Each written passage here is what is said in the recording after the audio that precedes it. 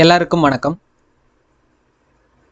நீங்கள் உங்கள் ஃப்ரெண்டுக்கு மெசேஜ் அனுப்பும்போதோ, ஃபோட்டோ எடுக்கும்போதோ, மியூசிக் கேட்கும்போதோ, இல்லை ஏதாவது வீடியோ பார்க்கும்போதோ, இந்த டேட்டா எல்லாம் எப்படி இந்த டிவைசஸில் ஸ்டோர் ஆகிருக்குன்னு ஒரு தடவையாவது யோசிச்சிருப்பீங்க.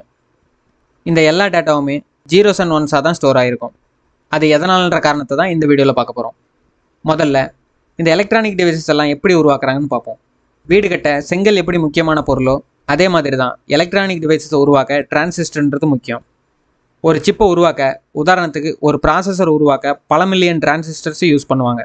இந்த மாதிரியான சிப்பை வச்சு தான், உதாரணத்துக்கு ப்ராசஸர், ரேம், ரோம் மாதிரியான சிப்பை வச்சு தான் கம்ப்யூட்டர்ஸை உருவாக்குவாங்க. சரி, எதனால் ஜீரோஸ் அண்ட் ஒன்ஸ் மட்டும்? இந்த டிரான்சிஸ்டரில் ரெண்டே ஸ்டேட்டு தான் இருக்குது. ஒன்று ஆன், இன்னொன்று ஆஃப். அதாவது இதில் கரண்ட் ஃப்ளோ ஆனால் ஆன், கரண்ட் ஃப்ளோ ஆகலைன்னா ஆஃப். இதை தான் நம்ம ஜீரோஸ் அண்ட் ஒன்ஸ்ன்னு சொல்கிறோம். இந்த எலக்ட்ரானிக் சிப் எல்லாமே டிரான்சிஸ்டர்னால ஆனது. அதனால தான் நம்மளால் ஜீரோஸ் அண்ட் ஒன்ஸை மட்டும்தான் ஸ்டோர் பண்ண முடியும். சுருக்கமாக சொல்லணும்னா, டிரான்சிஸ்டர்ஸை மாடர்ன் கம்ப்யூட்டர்ஸோட ஃபண்டமெண்டல் பில்டிங் பிளாக்னு சொல்லுவாங்க. அதனால தான் கம்ப்யூட்டர்ஸ் ஜீரோஸ் அண்ட் ஒன்ஸை மட்டும்தான் ஸ்டோர் பண்ணி வைக்க முடியும். And finally, thanks for your time.